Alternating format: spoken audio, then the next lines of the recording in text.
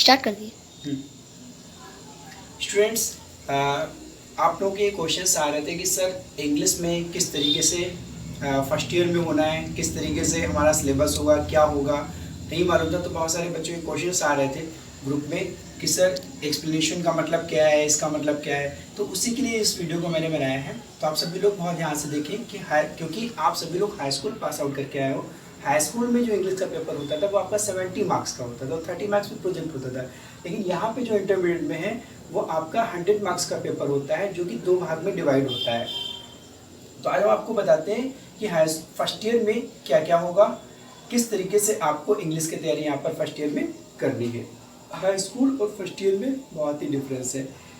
देखिए, यहाँ पर जो आपका इंग्लिश का पेपर होता है वो 2 भाग में डिवाइड होता है, सेक्शन ए और section B. Section A part आपका 50 मार्क्स का होता है, सेक्शन बी आपका 50 मार्क्स का होता है, यानी कि टोटल मिला के जो आपका होता है वो 100 मार्क्स का पेपर होता है। यहाँ पर इंग्लिश लिटरेचर का जो पार्ट है वो मैं आपको एक्सप्लेन करने जा रहा हूँ आज। इंग्लिश सेकेंड आपको नेक्स्ट टाइम पे एक्सप्लेन करूँगा नेक्स्ट वीडियो में कि उसमें क्या क्या है। तो आइए हम आपको बताते हैं कि इंग्लिश लिटरेचर के सेक्शन ए यानी कि जो 50 मार्क्स का होता है उसमें क्या क्या होता है। तो सबसे पहले हम आपको बताते हैं explanation with reference to the context any one passage from prose and one passage from poetry. यहाँ पर जो सबसे पहला क्वेश्चन होता है वो आपका एक्सप्लेनेशन का होता है, जो आपकी प्रोज होती है उससे आता है और जो पोएट्री होती है उससे आता है। प्रोज से 8 मार्क्स का आता है और 8 मार्क्स का आपका पोएट्री से आता है। एक्सप्लेनेशन का मतलब यहाँ पर ये होता है कि व्याख्या होती है। इससे पहले जो आप हाई स्कूल में करते थे उसमें सिर्फ आप पोएम को पढ़ते थे, पोएम का सेंट्रल आइडिया लिखते थे, 8 लाइन्स या 4 लाइन्स आप पोएम्स लिखते थे इस नर्स पर। लेकिन यहाँ पे क्या है कि आपको जो है इसको एक्सप्लेनेशन करना होता है। एक्सप्लेनेशन का मतलब होता है व्याख्या करना होता है। जिस तरह से आप हिंदी में करते हैं संदर्भ सहित व्याख्या, ठीक उसी तरीके से यहाँ पे इंग्लिश में व्याख्या होती है। यहाँ पर प्रोज में जो है आपका रेफरेंस होता है, कॉन्टेक्स्ट होता है, एक्सप्लेनेशन होता है। ठीक इसी तरीके से आपका पोएट्री में रेफरेंस होता है, कॉन्टेक्स्ट होता है और एक्सप्लेनेशन होता है। रेफरेंस, कॉन्टेक्स्ट और एक्सप्लेनेशन का मतलब यहाँ पर देखिए रेफरेंस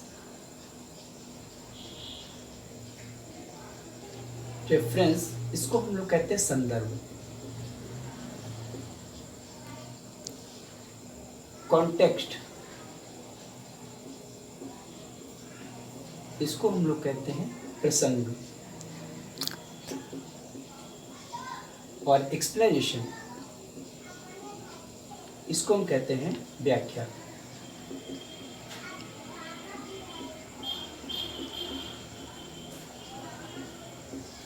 जिस तरीके से हिंदी में आप संदर्भ, प्रसंग, व्याख्या लिखते हैं, ठीक इसी तरीके से यहाँ पर जो इंग्लिश में पैसेज दिया गया होता है, पैसेज आपका 2 तरह से होता है, प्रोज में भी होता है और पोएट्री में भी होता है। प्रोज यानी कि गद्यांश में भी होता है आपका, और पोएट्री यानी कि पद्यांश में भी आपका होता है। तो यहाँ पर आपको ठीक उसी तरीके से जैसे आप हिंदी में लिखते हो, ठीक उसी तरीके से यहाँ पर इंग्लिश लिटरेचर में आपको व्याख्या में, एक्सप्लेनेशन में आपको रेफरेंस, कॉन्टेक्स्ट और एक्सप्लेनेशन लिखना होता है। उसके पहले हम यहाँ पर हिंट्स डालते हैं।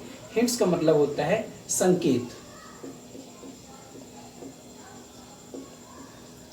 इसमें क्या होता है कि जो भी पैसेज आपका पूछा गया है उस पैसेज का जो स्टार्टिंग का वर्ड्स होता है वो हम लेते हैं और जो एंडिंग वर्ड्स होता है वो होता है, बीच में डॉट डॉट करते हैं, वो आपका हिंट्स होता है। उसके बाद में रेफरेंस होता है, उसके बाद में कॉन्टेक्स्ट होता है, उसके बाद में एक्सप्लेनेशन। ये आपका फर्स्ट क्वेश्चन होता है जो 8 नंबर का आपका प्रोज से लिया जाता है और 8 नंबर का आपका पोएट्री से लिया जाता है।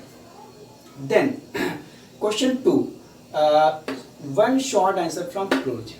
एक शॉर्ट आंसर आता है जो कि प्रोज में जो चैप्टर्स होते हैं उसमें से लिया जाता है, जो कि आपका 4 मार्क्स का आता है। उसके बाद में आपका वोकैबुलरी है, वो आपका प्रोज बेस्ड पे आती है। जो भी इसमें सिनोनिम जो भी आते हैं वो आपके वोकैब्स जो है वो प्रोज बेस पे आते हैं। इसमें मैचिंग भी आती है आपकी, जो कि 4 मार्क्स की होती है। उसके बाद में आपका सेंट्रल आइडिया होता है, जो कि आप हाई स्कूल में भी करते थे, वही यहाँ पर सेंट्रल आइडिया होता है। कोई भी किसी एक पोएम का सेंट्रल आइडिया होता है जो आपका 6 मार्क्स का होता है। Then one long answer from the light of Asia. यहाँ पर एक पोएम होती है जो लाइट ऑफ एशिया, जो आपकी पोएट्री में लास्ट में दी गई है, नरेटिव पोएम है, लॉन्ग पोएम है, द लाइट ऑफ एशिया।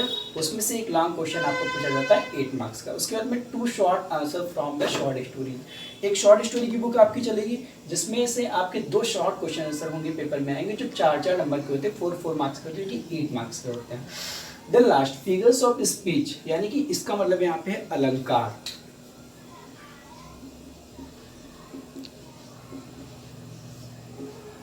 अलंकार, जिस तरीके से आपके हिंदी में अलंकार आते थे अनुप्रास, यमक, श्लेष, ठीक इसी प्रकार यहाँ पर भी क्या होता है simile, metaphor, personification, apostrophe, oxymoron, ओनोमेटोपोइया, hyperbole, ये 7 फिगर ऑफ स्पीच जो है वो आपके इंग्लिश के सिलेबस हैं। यहाँ पर इसमें से ये क्वेश्चन जो है वो 2 तरीके से आता है। एक में ये होता है कि डिफाइन करना होता है सिमिली, मेटाफर, इनमें से किसी भी एक की आपको डेफिनेशन लिखनी होती है।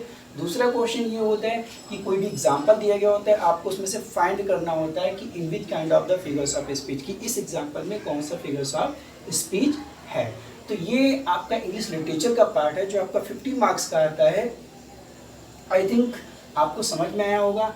एक्सप्लेनेशन के बारे में जो मैंने आपको बताया था, जो नेक्स्ट वीडियो होगा उसमें हम आपको बताएंगे कि how to write reference, context and explanation. तो आज के लिए इतना ही। आई थिंक आप सभी को समझ में आ गया होगा आप कि इंग्लिश लिटरेचर के सेक्शन ए पार्ट में जो 50 मार्क्स का होता है उसमें क्या क्या आता है। तो आई थिंक आपको ये वीडियो अच्छा लगा होगा, समझ में आया होगा। अगर आपको ये वीडियो अच्छा लगा है तो आप लोग इसे लाइक करें और शेयर करें। Thank you.